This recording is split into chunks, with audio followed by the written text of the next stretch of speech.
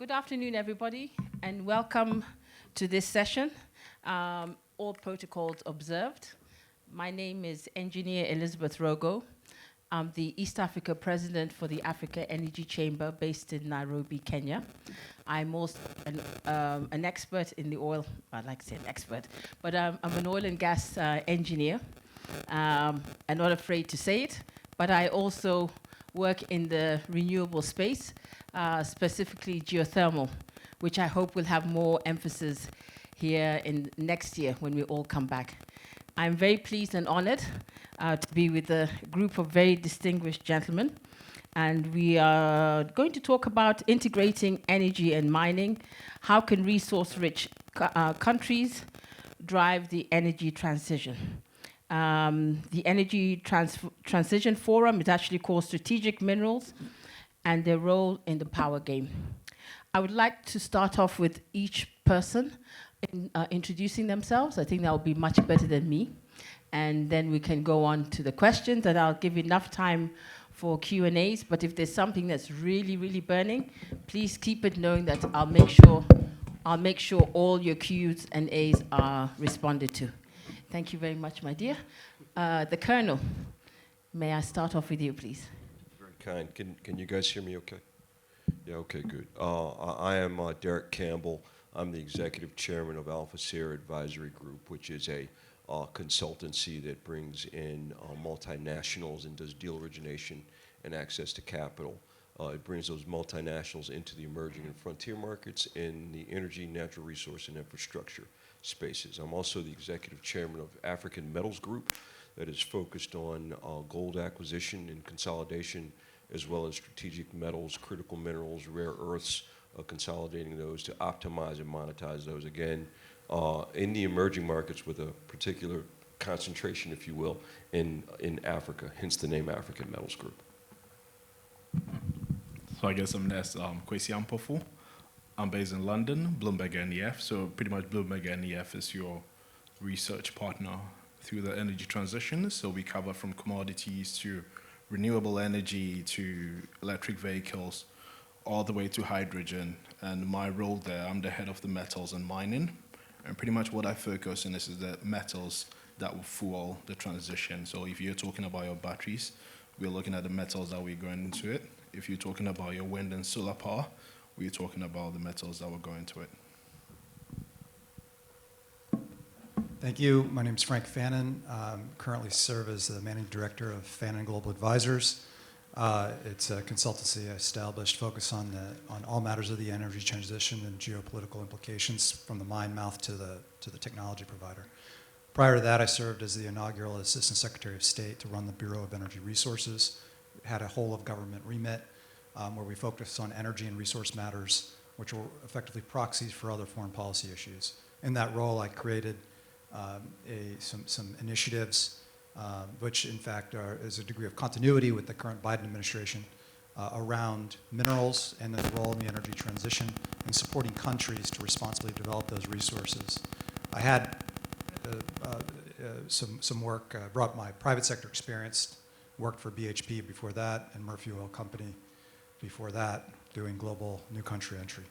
Thank you. Thank you. Good afternoon, everybody.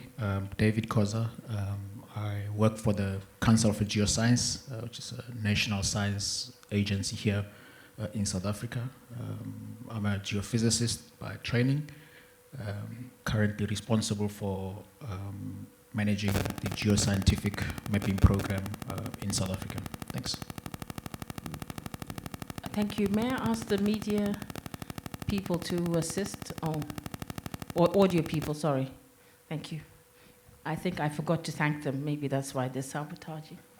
But anyway, thank you very much, gentlemen. Maybe I'll start off with a very easy question. And I'd like all of you to give your opinion.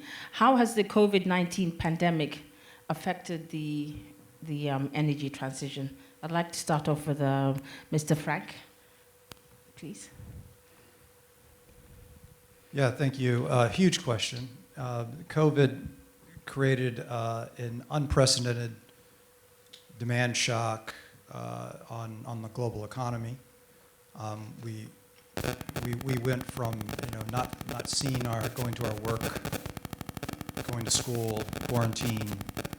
What is that? Just a moment. Maybe you can use my mic. I think it's back there. It's more of the audio system. Yeah. Maybe I have just to Yeah, I'll just talk. yeah, talk loud. During Ambassador Pham's panel, the lights went out, so this is pretty good.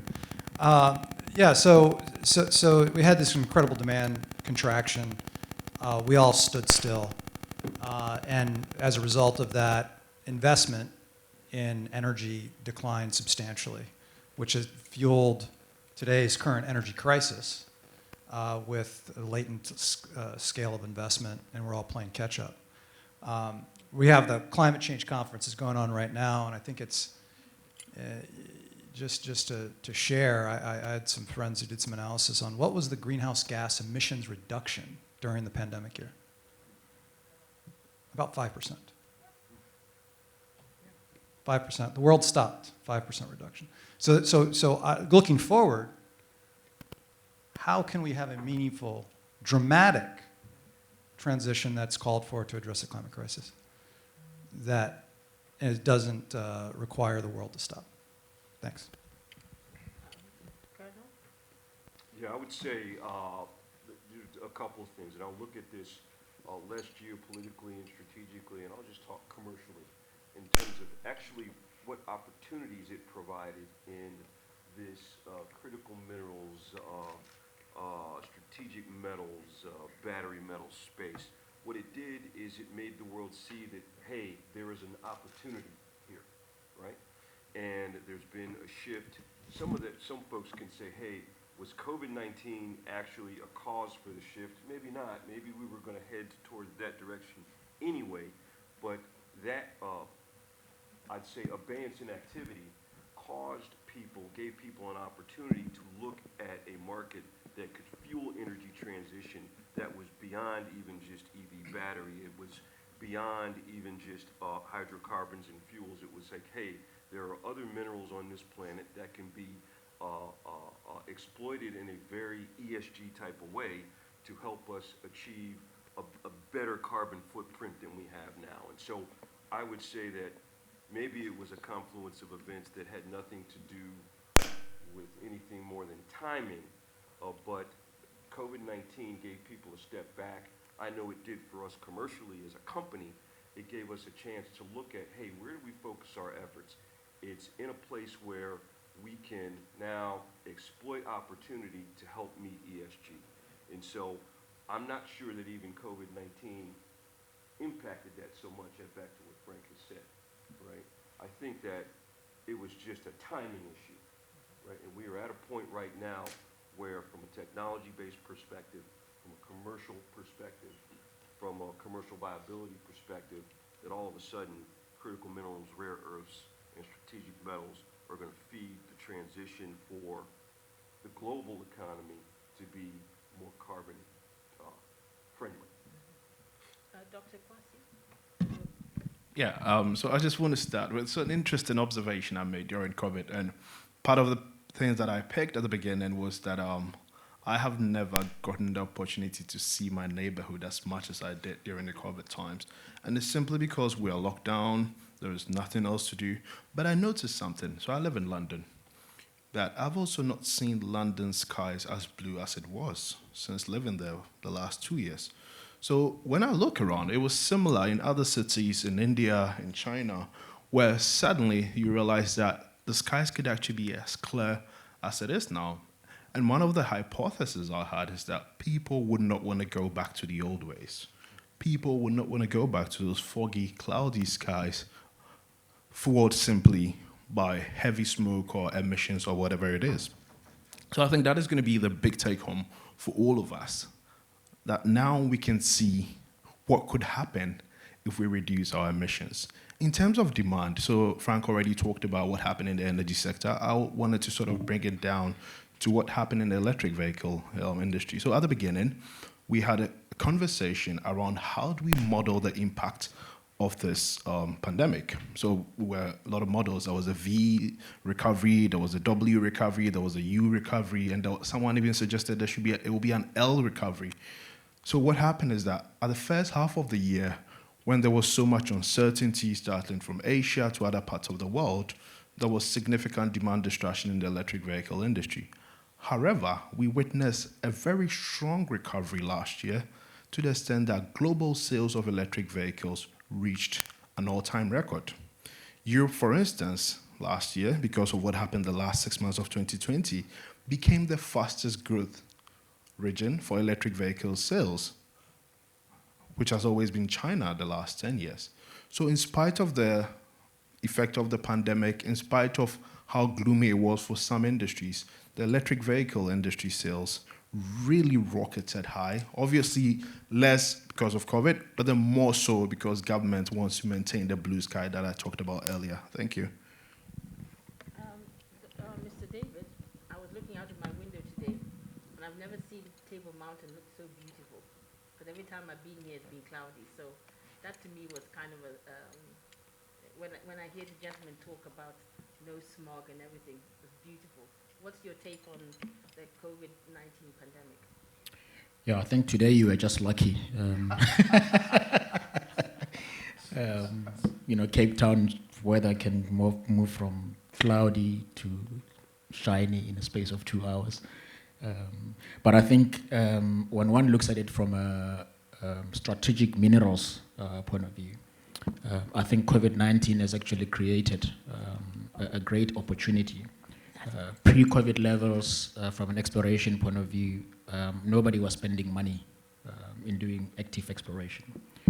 But now we're seeing quite a lot of money being thrown into exploration, particularly for these transition minerals, if you call them, your lithium, rare earth elements, cobalt, copper.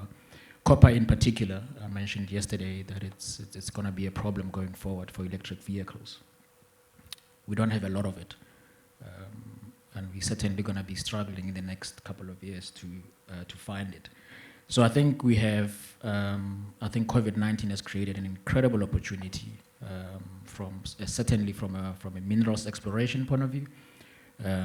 But I think because the energy transition demands that we have all of these critical minerals, I think we're going to see a lot more of exploration spent, particularly in the African continent post-COVID.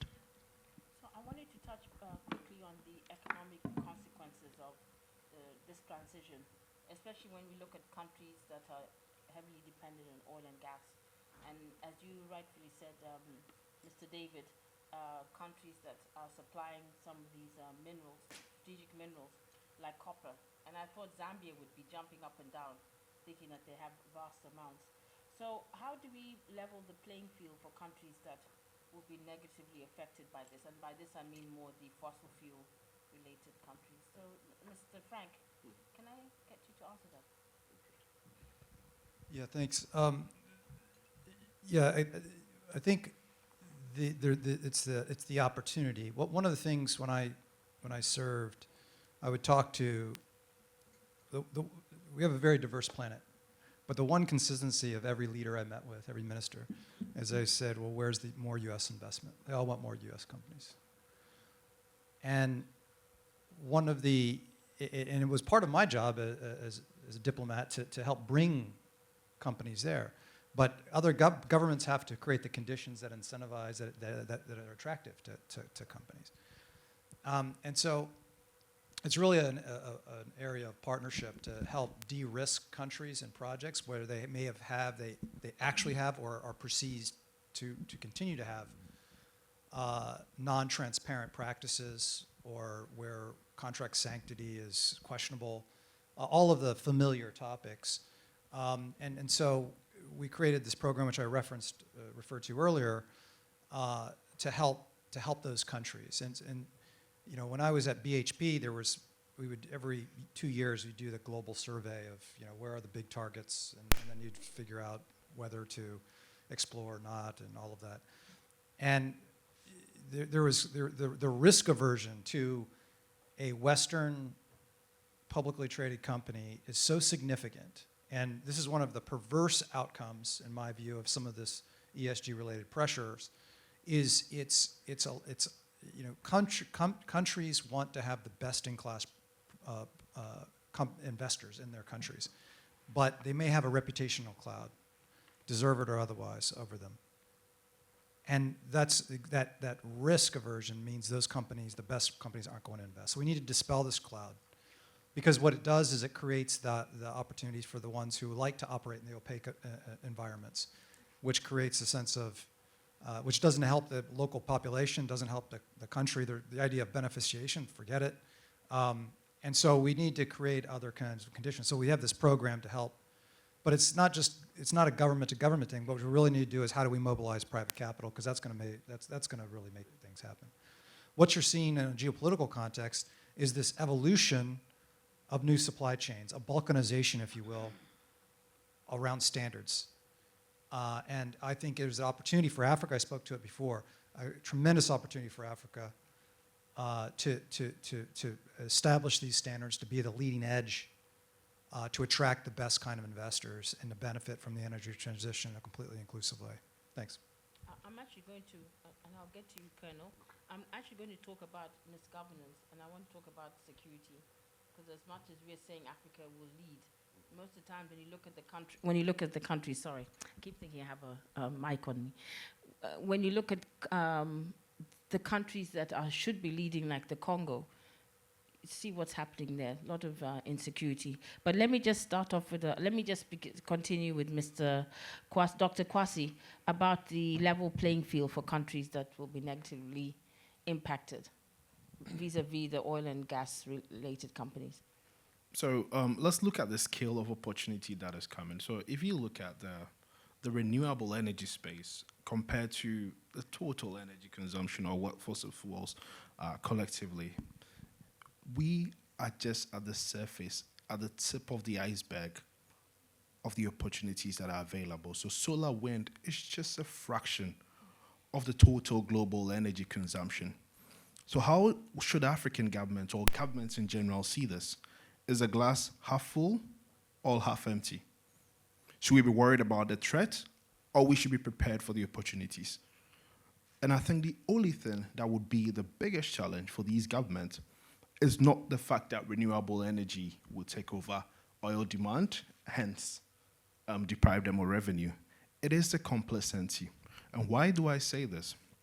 First of all, you should realize that as much as some countries seem to be ahead of the curve in terms of renewable energy, there are no winners yet, because it's just 1%, 2%, or even 3% of the market.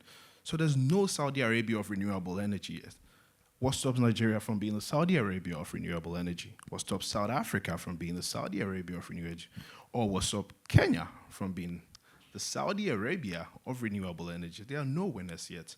So I would say that rather than see the glass as half empty, let's look at it as half full and think about how the 97% market that needs to be accessed, African countries can best position themselves in order to take the opportunity. And I think later on we could talk about how that 97% could be a part of Africa's portfolio. I'm pretty sure. Thank you. I think I can say that Kenya is maybe the Saudi of renewable energy. I was going to say Ghana, but... Yeah, no, I know we always compete, both of us. But President Uhuru Kenyatta at COP26 did mention by 2030 will be 100% renewable. And you know we have huge geothermal reserves, but it's not about Kenya. So, Colonel, what is your opinion? A lot to unpack there. A lot of good things. I mean, Frank mentioned some pretty poignant things in his response to you. That as an American commercial guy who used to be in government as a military person who has seen the emerging markets go up and down, and this will play into your discussion about security as well. There are a lot of things that need to happen now, I think, that will help Africa position itself as a leader in energy transition. It will need help, as Frank talked about, from a policy bureaucratic perspective, figuring out how to create regimes to unlock capital in the capital markets, right? Particularly in the U.S. There's money that's sitting on the capital markets to the tune of trillions of dollars that would want to get into the African market, particularly in things that are revenue generating, like oil and gas and mining. But because of the paradigm that exists that Frank talked about, there's trouble there. And instead of Africans waiting on the U.S. or other Western/OECD countries to tell them, hey, here's the way you need to go, I think Africans collectively as a continent need to say, hey, we're going to create the regimes and the paradigm to make the money comfortable. Because that's what it's going to take in order for the, let's just focus in on, rare earths, critical minerals, et cetera. That's what it's going to take for that potential to be fully unlocked. Once it's unlocked, Africans can, unlike they did in oil and gas, where they just were producers and sat on the sidelines to a bit, Africans can drive the narrative on energy transition because of their ownership and proper utilization and proper exploitation of critical minerals, strategic metals, rare earths. So it's a policy, almost transactional paradigm that needs to shift, and I think that needs to happen continent-wide, and there needs to be a discussion with Africans on how they can do that effectively, and then use those best practices in country by country by country. One. Two, I'll take a little offshoot right now on security. One of the things that we also own in our portfolio is an energy security company that focuses in on the protection of critical energy infrastructure assets. Part of why that capital will not deploy out of the U.S. is because it doesn't feel secure, right? And so there needs to be a combination of, again, African countries not looking at security always as a cost, but looking at it as an investment, and in working with both governmental partners from OECD, Western nations, and also private companies like one of the ones I own, to bring in some best practices to make sure you've got the domain awareness necessary in order to protect the asset, to give the funders, investors, the confidence that they will get a return on investment, and you've got the right pieces in place, the right paradigms in place at the operational level, okay, that will ensure resiliency and continuity of operations for those assets.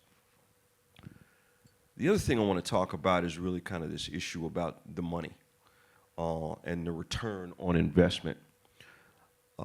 There is an opportunity here, unlike any that I've seen in the past, and if not properly exploited, I think we will miss it. And I say this both as an American, but then as a guy who, as an American commercial guy who's operated on the continent, I say it as a guy who's pro-African in terms of business. So it's back to some of the capital market story, but it's also an internal U.S. capital market story, but there's also an internal capital market story where Africans can start to invest in Africa or each other. Now is the time at low price point for access and ownership to these energy transition metals, to these energy transition minerals, to rare earths, where Africans at the commercial level can operate with other Africans to take ownership of these assets and then be a part of the commercial exploitation explosion that will happen for these assets. And why will it happen? You get now into the geopolitics driving what's happening in the critical minerals, strategic metals, rare earth paradigm. That is, there is a hegemonic battle between my country and its near-peer actors about a pole position on supply chain issues for critical minerals, rare earths, and strategic metals. My country is losing, full stop. And we are concerned about that, so much so that people like Frank and other peers in government have written executive orders that now are making the U.S. take an aggressive approach to ownership and participation in support of its own supply chain for the critical minerals. Back to my point about Africans taking advantage of African opportunities with their own money. Understand that if you do that, you seize ownership of these assets, you will have an off-taker of creditworthiness in my country that will come in either through commercial players, through DFI money, or more importantly, what we will see is foreign direct investment from commercial folks who will assist in the proper ownership and exploitation of those assets. So I think ultimately there's a great opportunity here economically for Africans, and as an American, I would tell you that we want to partner with the continent. that there's been a paradigm shift with our government and particularly with commercial players in the United States that we want to now partner in Africa. So I think Africans need to, at the country level, regional level, and continental level, need to take advantage of this kind of sea change that's happening and benefit from what we will see happen in the strategic metals, critical minerals, rare earth market.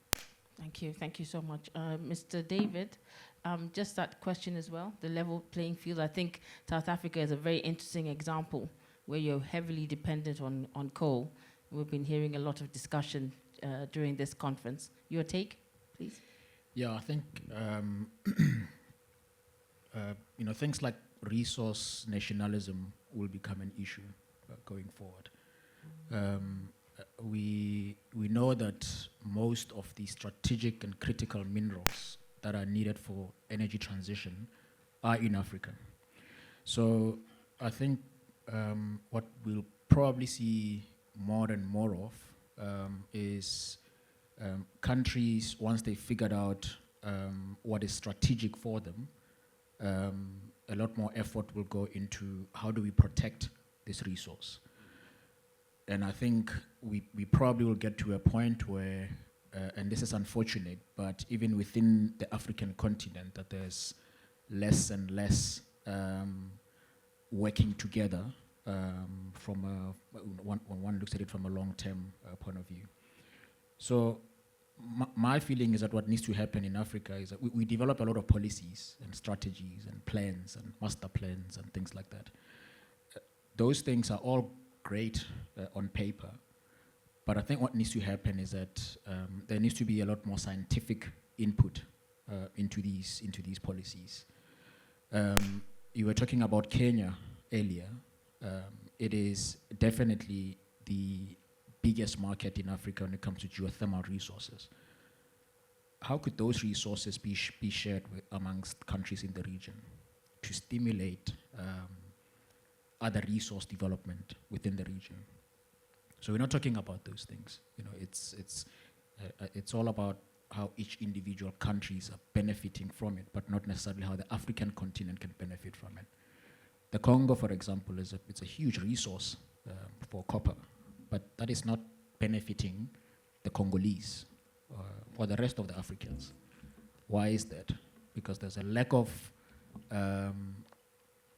coordination and scientific-backed policy on the exploitation of those resources. So I think there needs to be a little bit more collaboration and scientific input in the development of policies, particularly for most African countries. So. Thank you. I think I need to extend an invite to you to Kenya, because what's happened, KenGen, that's the largest geothermal African provider in the world, actually has gone to Ethiopia, Rwanda, Tanzania. I think they look at Burundi. So they're now actually exporting expertise. A lot of people may not realize that. So they're drilling in Ethiopia. They'll start drilling in Djibouti using Kenyans and the expertise they've gained from these massive geothermal. So this is an example of where, as you said, Africans going into Africa to do the work. I wanted to move on to the question regarding how to prevent misgovernance, and also if you can intertwine it. I know the Colonel, because of his background in security, has started discussing that, how we can intertwine that with security. Dr. Kwasi, what's your take, please? I mean, governance is everything when it comes to development, when it comes to opportunities, when it comes to investment, and more so for this energy transition. And like Frank rightly mentioned, I think I would extend it not just to US. There is capital waiting to be deployed globally and even locally. But at the end of the day, even though as much as there's capital waiting to be deployed, there is competition for that capital as well. If you had $1 and if you can put that dollar in, let's say, Southeast Asia, and you can stretch it further more than you would in Africa, obviously money would gravitate towards Southeast Asia and less so for Africa. So what should an ideal governance structure look like? I think first of all, it really comes down to policies. And I know my colleague mentioned that a lot of policies end up being a talk show, but then I I came from a research background where I believe if you do not write it, you easily forget it, and that is why history is often lost. So you need to codify the government's position so that if successive governments come take over, there is a policy that binds us. So that is number one, and that is where we are seeing countries like Saudi Arabia committing to net zero and codifying it in policies and all that. Number two, good governance, it's really about, how do you call it? The rule of law, let me put it that way. So the rule of law is pretty much why, is what defines a country, is what makes all of us live in harmony. And if everyone is equal before the rule of law, then businesses have that confidence that when I invest in this company, in this country, and for example, down the line, there is a misunderstanding between myself and even the government of that country, we are all equal before the rule of law, so it becomes easy for issues to be resolved. And we've seen instances in Africa where private companies from overseas come into operation in their countries, and the slightest disagreement, the government goes like, I've taken over this mine, just pack and go. And I think that really, really hurts prospects for subsequent governments' ability to attract investment into these countries. And I would extend it to infrastructure. So as you can have the best government in the world, the best policies, and compliant to rule of law, but then without infrastructure, if I go somewhere 1,000 kilometers out of the main city to develop a battery project or a wind energy project, how do I transport it to the port or even take it to the next town? So without infrastructure, I think it becomes very hard to really formulate that governance that would really attract the dollar Africa needs to be leaders in this energy transition. And so I think I will pause here, and then, happy to hear what cool. Mr. Frank, just a question. I don't know if you may have seen it or it was all over WhatsApp at one point. And just for the sake of not pointing at one particular country, but it was in the US. You're seeing huge 747s apparently landing in the forests of Congo or whatever, taking off with gold. And they found these huge big gold bars, in there, and I see the colonel nodding. As much as we may say this is an African problem, but we have developed countries exploiting a space where really they shouldn't. And so it's a problem. What I'm saying is a problem for everyone. How do we stop this? Because the common woman and man is hurting. They're not in the political space. So was this an illicit? I'm not familiar with this. The issue. It's going on as we speak now. They just come and pick. You can. Yeah, it's illicit exploitation of gold and other rare earths and things like cobalt and copper. Right. Yeah. Okay. Exactly. Yeah. So there is an increasing differentiation of the supply chain that is happening in real time, and no one really knows. They're trying to figure out. Governments are trying to figure out exactly how to do that. Europe is ahead in dealing with this notionally. Notionally because they've established the idea of integrating human rights to, the cynic would say it's a way to create protectionism so that EU's their drive to create an indigenous battery supply chain in Europe, it would be to create protectionism. But I don't believe that. I believe that they're serious about avoiding minerals to come into their supply chain. This is happening in the United States as well. It's something that I had called for multiple times. Clean energy companies. Let's pick on Tesla because it's always fun. But Tesla, you look at some of the narratives of clean energy technology companies. They're not, the Milton Friedman profit maximizing model. They're always claimed to be mission driven. They want to do well by doing good. They want to, they have an ethos that are integrated into their brand, and they believe it, and that's good. the last thing they want is to have, there was some billboards in LA about a year and a half ago condemning blood batteries. This is the last thing a mission-driven, forward-leaning company wants to have, is that kind of a reputational stain. So the corporate side is starting to look at scrutinizing their own supply chain.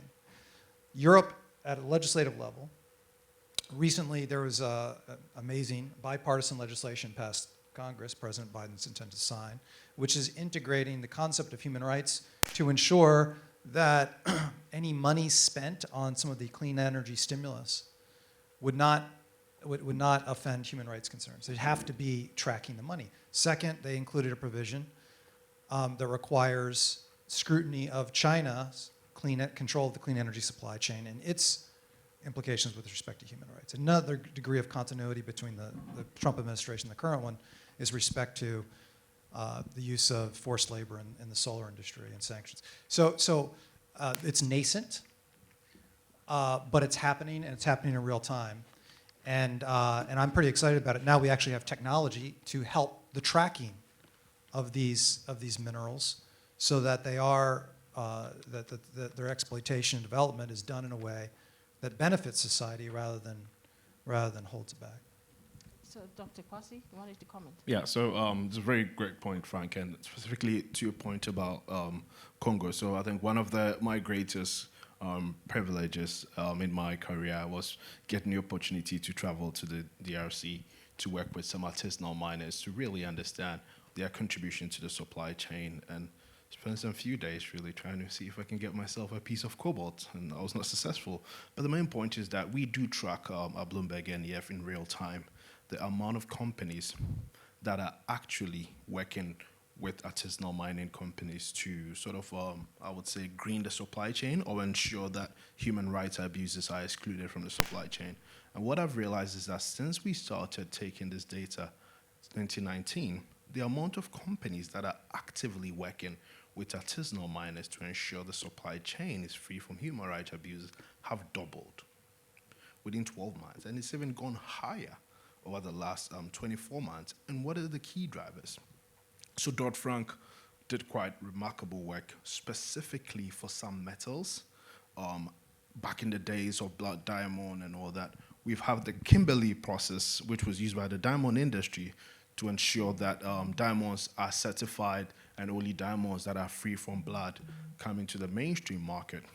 We've also had Europe quite recently also enacted supply chain rules in order to ensure that human rights abuses are excluded. And finally, I think recently I even heard that California is specifically is trying to put in place a law to ensure that cobalt that is used for electric vehicles are free from human rights abuses. So that is one. I believe that policy will be the key driver. And like I said earlier, if it's not written, it's just hard to pass it on to successive generations. But the second part that no one talks about, and I think Frank mentioned it, tapped on it, is consumer-driven. So in its current state, electric vehicles are a little bit more expensive than the internal combustion engine. So if I'm going to buy an electric vehicle, spend a few more dollars, then that means that I do genuinely care about the environment. Now look at the consumer profile of electric vehicle buyers as compared to the internal combustion. Back in the days, when you were going to buy your diesel or petrol or gasoline car, the questions you ask: how fast can I go? How big is my bucket? How much rim? What is the rim size I can get? Like your average internal combustion engine consumer was more interested in other things. But then take a look at that older couple in Norway who was going to buy a Tesla or any other electric vehicle. The things they want to understand: are there any child labor concerns with the minerals? What was the emissions profile at the manufacturing of this electric vehicle? So if people are going to spend a little more dollar to protect the environment, then they have every right to also care about how these products are being made. And that is why we are seeing all these companies moving into the Congo or other areas to ensure that their supply chain is clean. So it's going to be consumer-driven, but it should be underpinned by policy. Mr. David, did you have any comments on that before? Yeah, I think Kwasi is absolutely right. So the Kimberley process was an excellent example of how to do it. There's still loopholes on it, but I think these days you can walk into a jewelry shop and say, I want to buy a diamond ring from my wife and demand to know where the diamond comes from. And you can do that, and I think this is the way that's going to go, even with electric vehicles. Even with cell phones, you can say, where's the cobalt coming from? And more consumers are becoming smarter about these things, and I think companies are starting to realize it, and it's going to be harder to start or to hide what you're doing as a corporation. But it has to be not only policy, but policy implementation at a national level, and that's probably where we are lacking at the moment, the implementation of the policies. Before we go out to the audience, I think the two areas that I also picked on from you was this resource nationalization. You're seeing that a lot with China, and then if it's done within part of Africa, is that a good or bad thing? Do they see it as trying to safeguard, their own resources? I think that's very debatable. I also put it out to you that I think we should encourage more women to form cooperatives. We call them at home co-ops. And they seem to be very successful, especially when they're women-driven, because a lot of these women are the ones who work the land, understand the environment. It affects them much, much closer. So they definitely do not want to be seeing their environment soiled for whatever, even if it's just just for money. But maybe this may be a good place for me to stop, just to ask a few questions, and then I'll get each of you to give your last-minute remark. Is that okay? We can go. So could I open up the floor? Any questions from the audience? Who's left with? The lady, yes. She's media, so. Hi, Joe Kronberg. I actually want to carry on just what he was saying right now. To what extent has China seized on investment opportunities in Africa in this space, in the energy space, that the West completely missed? They don't have a fetish for ethics, apparently, that many other people have. Colonel, you want to answer? Or who's got? I'll follow Frank since he's Frank, okay, former governor. Yeah, Yes. that's right. First, I think it's important to stipulate, and I think it's been said, China already controls. I think you made the comment that the U.S. is losing. I mean, China's been doing this for a couple of decades. So they're an early starter. China's interest in, and it's very important that we understand the motivations, because Western companies, U.S. companies, they're responsive to shareholders. They have AGMs. We used to go to the one in London for BHP. It was madness, like the protests. I mean, they're not protesting in Beijing. So there's a totally different set of incentive structures with the Chinese SOE, and they're ahead. And but they're doing it not because they care about the environment. I think it's important. They're not interested in the environmental outcome. They're interested in control of the supply chain. And those are two very different things. Otherwise, you see what's playing out in COP. Xi Jinping's not showing up. I mean, they're the biggest emitter by far, and they're continuing to promise to ramp up emissions of coal through this decade. So, and we're supposed to celebrate that. Their objective isn't about environmental outcomes. It's about control, the commanding heights of the new economy, and that is in the clean energy space. And so that is their imperative, and they are absolutely focused on this. Now, speaking to countries on this continent, they want a different kind of investor, because they don't want truckloads of Chinese workers, sometimes parolees, coming to the continent and never having a ticket home back to China. It's changing communities, and countries are unhappy about it, communities are unhappy about it, and you've seen an increasing level of backlash. And so I think, back to the overall point, it's what kind of investment do countries want, and can we help mobilize so that they create the conditions to bring the best-in-class kind of investors? I think you are correct, sorry, Mr. Frank, about what it is that a lot of African countries are looking at. Before, China was very, very attractive because they didn't ask questions. But now, the common man and woman is demanding the sort of questions that we're seeing in America. How are you safeguarding? How are my resources being used? And therefore, you realize that it's not bad if America comes and says you need to do X, Y, and Z for us. So there's a change in that, and I think with the younger generation, you're seeing that more. The Colonel, please. Yeah, just a couple of points. I'll try and just kind of bulletize them very quickly, but in no priority order. One is, ditto to everything Frank has said. Okay, ditto. And it causes challenges in the market. But there's a subtext there for African countries in Africa writ large.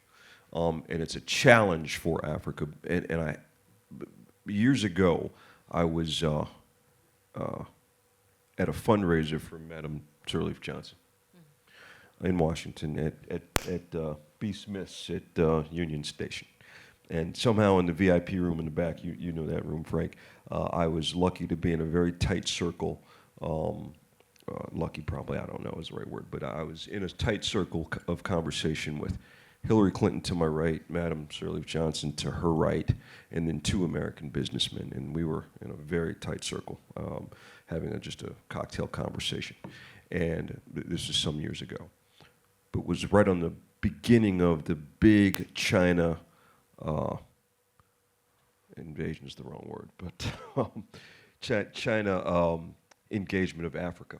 And there were two American businessmen talking to Madam President of Liberia, and they said to her, hey, we look forward to building, I don't know, this road for you. Just the thing we want to share with you is that we'll build the road and extend the road, but please don't take the Chinese money and the Chinese hospital or building or whatever it was. And she stopped the man dead sentence. And she said, hey, listen, I need a hospital and a road. I don't need a hospital or a road. He said, I wish that you and the Chinese wouldn't put your strategic fight on me or my neighboring countries because I need everything. And so it presents a really dynamic challenge for African countries when they need it all. And then you have one party saying, hey, we'll build you the best in class this, but you can't take that. But the other party will say, I don't care who you use, we'll build everything for you. You're right, they will build everything for you. So that was 10 years ago. The problem still exists today. Now, you extrapolate that paradigm, that vignette on top of strategic metals and critical minerals and rare earths. The problem gets amplified because now, instead of exporting just people and labor for money, the plan to position itself, China's plan to position itself to now take the natural resources is now in full gear, right?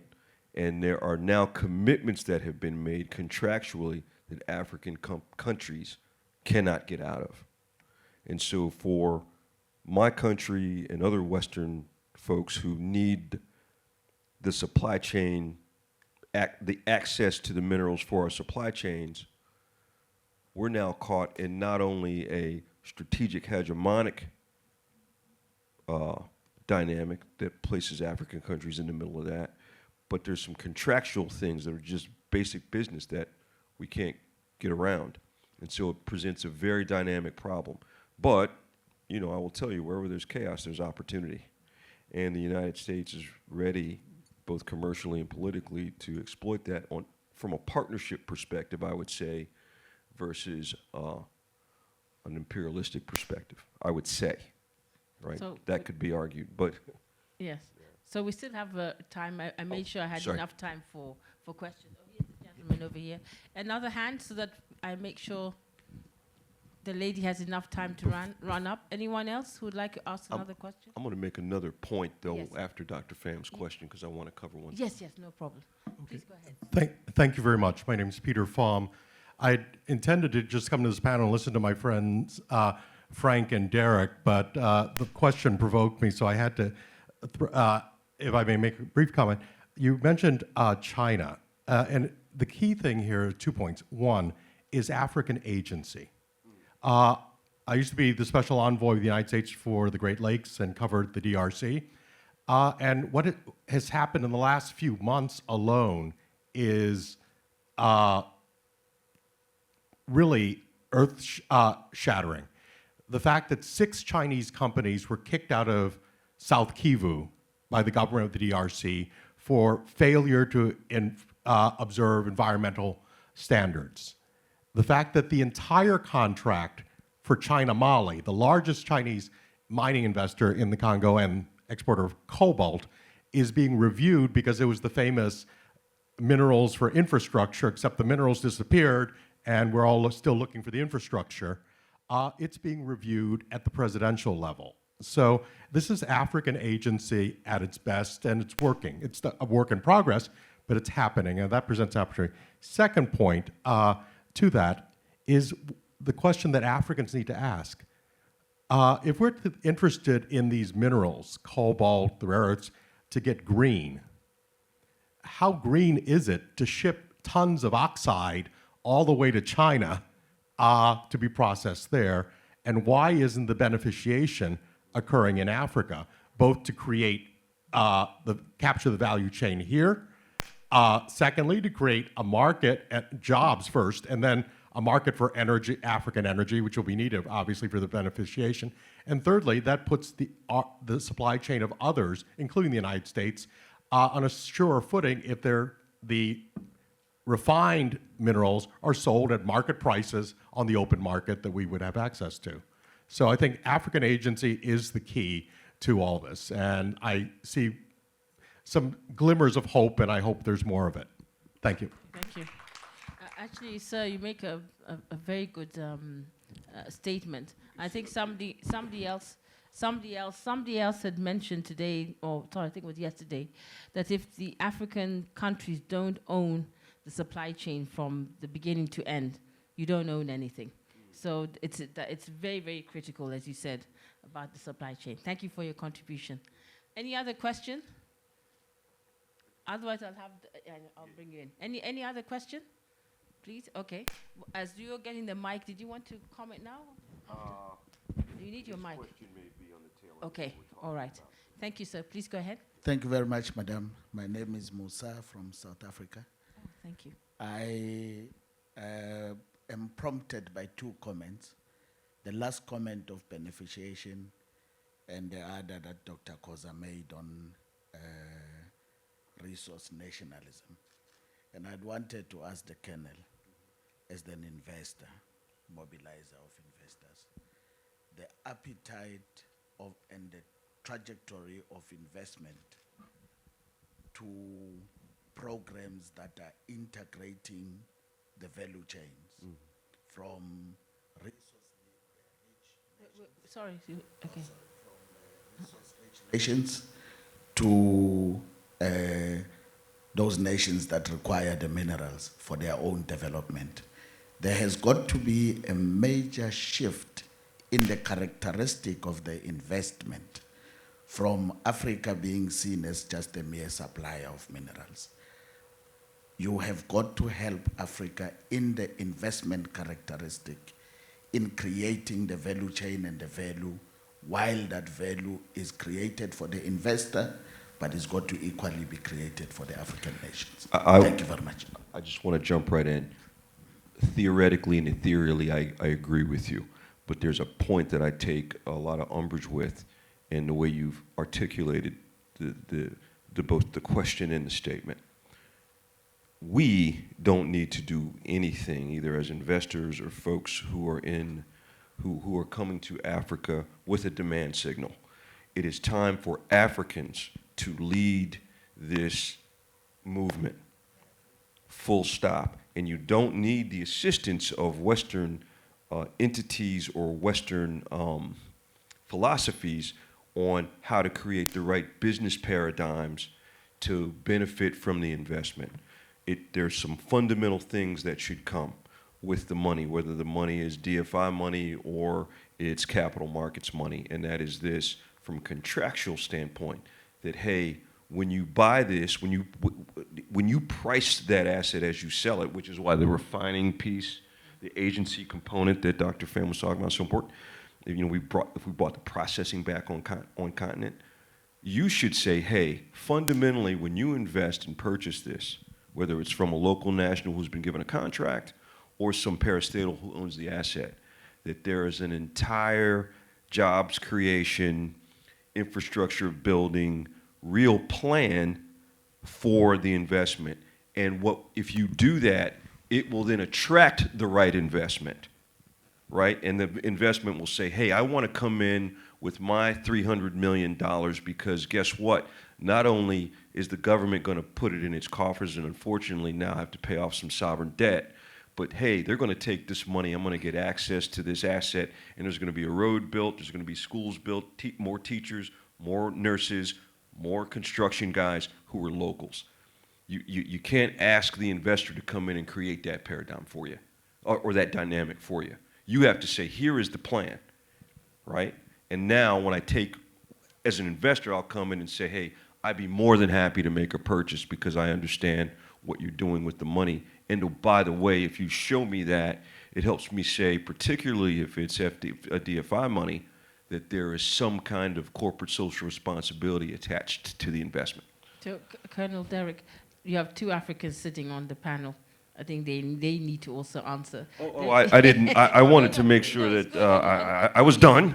No, it was excellent. I want Dr. Kwasi. By the way, is it a doctor as well? The gentleman at the end?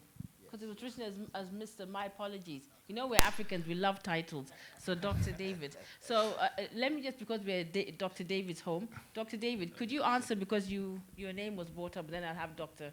Kwasi. Yeah, so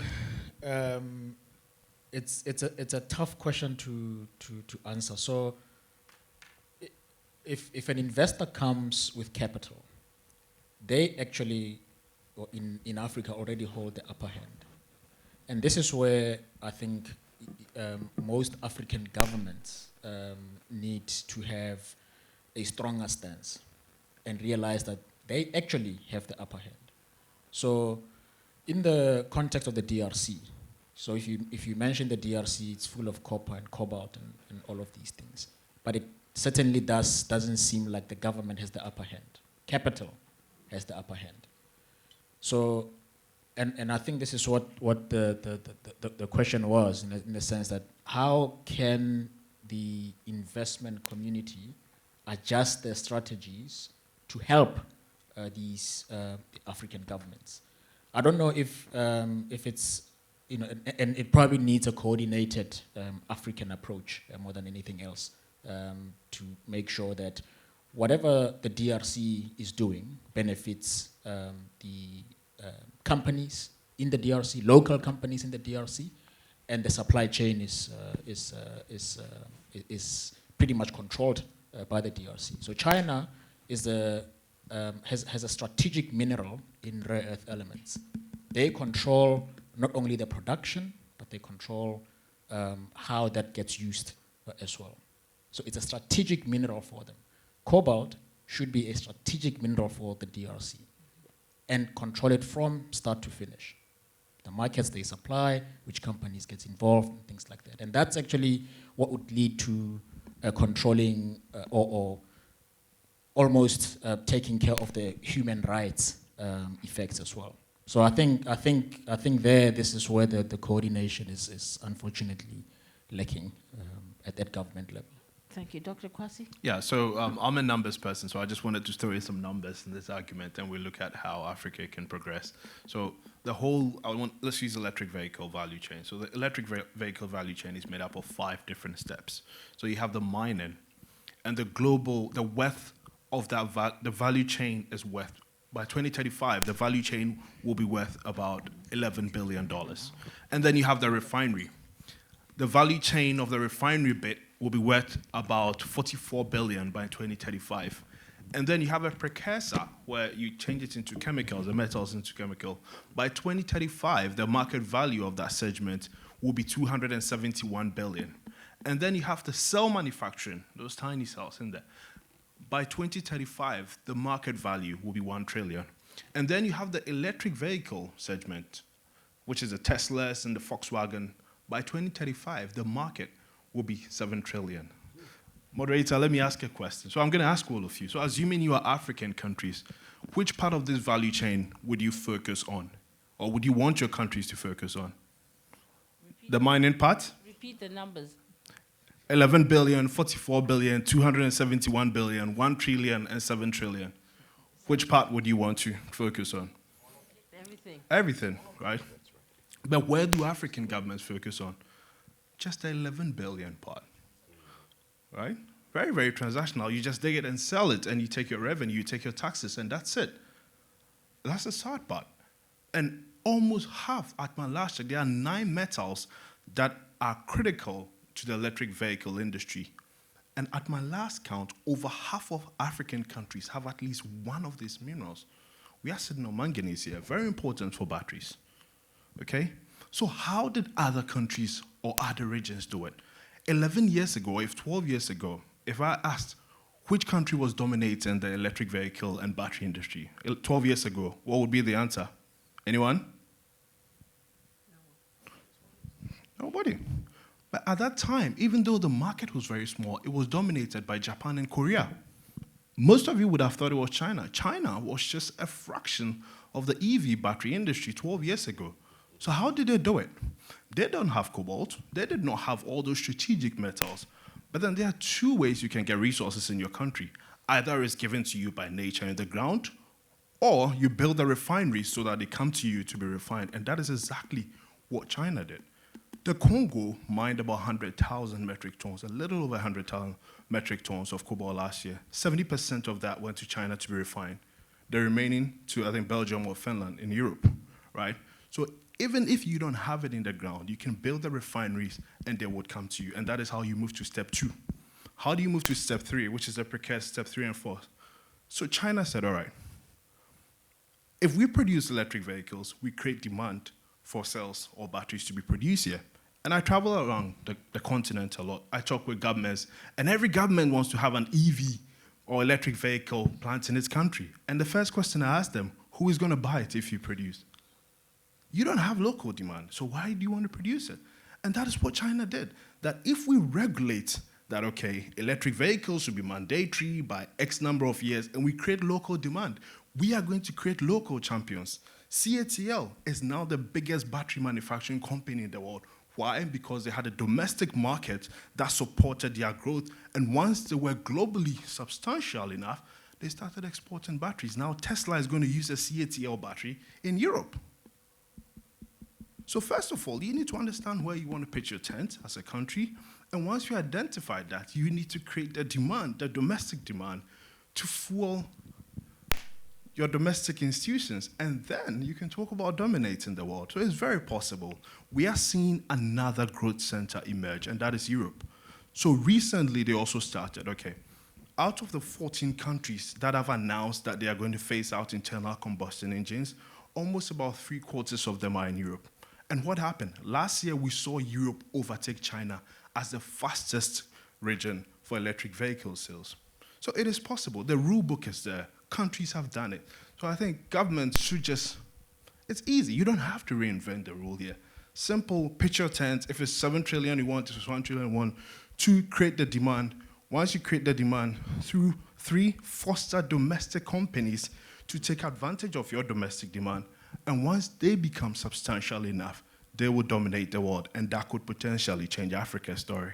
So, Dr. Kwasi, so it's people like you who really need to come home and preach. Because an African country, what may be strategic to America, it may not be strategic to a Kenya or a Ghana, even if that resource is just, we've got tons and tons of it. It is then, as you said, educating the policymakers to realize that they then have something, and then how do you now move with that particular process? I think that's really where the problem has been. And then also sitting at the table, and I think as a woman, and the women here will agree with me, we've been left off that table many, many times. So when it's time for us, we know how to sit at the table. We know how to negotiate. And I think a lot of times that's what's missing, that negotiating power, because we're dealing with commercial instruments here. Nobody's trying to be friends. Let's forget this friend part, okay? Who can get the best deal? You know, I think we are tired now of what is it that the colonel can come and give me. No, now I want to sit with the colonel and see what I can get from him, you know, when after a negotiation. But anyway, enough about me. Any other questions before we close up? But now I'll get, yeah, go ahead, Colonel. Sure. Just one of the things I want to make sure we cover here is that this demand signal for these strategic metals and rare earths, you have to look at it very holistically, and it is even beyond energy transition at the power utility level.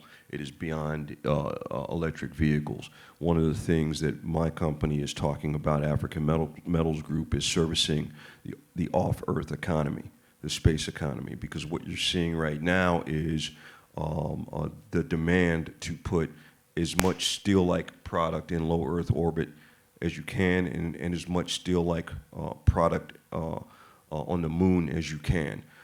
This whole notion of the space economy and off-Earth economy happening sometime in the future is now. And you can see that based on the activity in Europe, the activity in the United States, and the activity in China and Japan about how much they are pushing to do this off-Earth activity with the development of new space stations, the development of more satellites, and then ultimately superstructures on the moon and superstructures on Mars. This will not happen in another 100 years. It'll be active, fully active, and fully a full economic value chain will have been established in about 100 years. But it is beginning right now, right this very second. And we believe as a company that off-Earth economy, for Africa's sake, is actually a great thing, because it now diversifies the demand signal for those assets and it drives it up. So I would want Africans to not only participate as leaders in driving energy transition, but based on the demand signal for the off-Earth economy, the space economy, Africans should be leaders in that as well with their strategic metals, critical minerals, and rare earths. Can I take that as your 1 minute closing statement? I'm closed for the Okay, day. because I didn't have any other hands, so we'll continue down the line. Thank you, Colonel. Dr. Kwasi. Yeah, so I think for me, my closing remark is very simple, and it's possible. And I'm pretty sure everyone has a mobile phone in this room. 20 years ago, there was a conversation about accessibility for telephones. Africans will be the last place to have a telephone. I know a generation, I never had to use a telephone at home, but then everyone in my home has a mobile phone now. And that is what I call leapfrog. And today, we've even extended the mobile technology that came onto the company. Most mobile phones have banks now. If you go to Ghana, Kenya, and all that. And I was in Australia once, and I was telling someone, oh, there's something called mobile money where your bank account is basically your... And he asked me, what the hell is that? You get it? So we received the mobile technology, but we've been taking it further. We leapfrog telephone, and we've now taken it further even into fintech, that the people who created the mobile phones don't even know about it. And that is African solution, solve an African problem. So all throughout the last 3 days, I've heard about the impossibility of renewable energy, of why the adoption will be difficult and all that. I believe Africa can leapfrog some of these centralized energy technologies into the decentralized world and potentially take it to a level even beyond how we received it at first. So in summary, it is possible. Dr. Kwasi, let me make a quick correction there. Kenya was the first one through M-Pesa. There was the first mobile pay in the world. I know. Yeah. Okay. I just want to. Yeah. I said Kenya. But I wanted to put Ghana there. I wanted to be sure there is Ghana in my statement. Ghana followed. Okay, Mr. Frank, please. Yeah, the energy transition is upon us. The scale of minerals to realize, whether it's climate change related or clean energy related or just what the public's demanding, the global publics are demanding, the scale of demands for minerals is really hard to get one's head around. Copper, as mentioned earlier, it's required to electrify pretty much everything. According to the World Bank, I would say conservatively, they noted that the world in the last 5,000 years has produced about 500 million tons of copper. We will have to produce that much again in the next 25 years in order to meet demand. Where is this going to come from? According to the International Energy Agency, it takes 16 and a half years on average to pull a mine that's been discovered into initial production. We didn't start this conversation, as one of the two doctors here mentioned, 10, 12 years ago about electric. We haven't started these conversations 16 and a half years ago. Paris only occurred 5 years ago. Africa has the resources. There is no energy transition without Africa, okay? And so here's the opportunity. It's time to pull the ring and make a new future. Thanks. Please, Dr. David, please. Thanks. So I think the first thing is to say I hope the next time we come here, this panel will be all women. Yes. And well, not men. no, I'm actually quite democratic. It could be 9 women and 1 man. That's Good, fine. good. The second thing is, I think energy transition is possible. The biggest problem we have is the supply. As you mentioned, we don't have enough copper going around. So we need to find it. 200 currently producing mines of copper will close in the next 20 years. So we are not going to have copper. So what I think from an African perspective, there needs to be a concerted effort in exploring for these critical minerals. And we know we have them. We know we can find them. We have the technologies to do so. But there needs to be a lot of support for African companies to find these minerals and be part of the supply chain. I really think that this is where African governments need to pull their heads together and have a concerted effort in supporting local exploration companies to find these minerals. Thank you. Thank you very much. Thank you so much, gentlemen. Can we please give them a round of applause, everyone? I hope you have enjoyed it as much as I have. Just in closing, I just want to say on a personal note, I am a young African woman who had the opportunity and the privilege to work and study in North America and work out of America in particular. Learned a lot and decided to come back home. And home not just being Kenya, home being Africa. The opportunities that this continent offers is just immense. I am so happy when I see people like Mr. Frank and Colonel actually make me realize I did the right thing. I could have been sitting in lovely old Houston, enjoying my tacos and everything. But I am here, and it's just amazing. I have met so many people in these last 4 days, or the last 3 days of this conference, and this type of conference, I kudos to NJ and the Africa Energy team. I have to say that even though I'm part of them.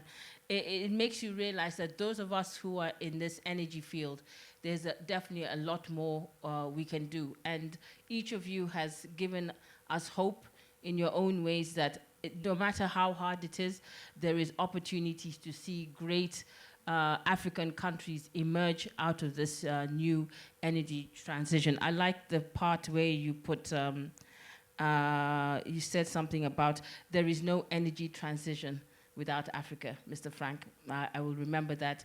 And Colonel, when you mentioned about capital, we hear you, we hear you. We will work with you. As African nations, we must not be afraid and not see America as just being a charity. It's a partner. We need to come to the table with partners. And Dr. Kwaku, we need your expertise. Don't stick in London for too long. Show us, you know, there are those of us who are looking for money. You understand? You keep saying there's money. Where's this money? So we'll come knocking on your door and look at those funds for women or whatever it is. We'll take it. And we want to tell you that we will grow this continent. And Dr. David, we're with you. We want to come back to Cape Town every time and see this beautiful city that you have here and be part of your solutions. And maybe we can come and help you on your power one of these days. Thank you. Thank you very much, everyone. Have a good evening and afternoon. Thank you so much.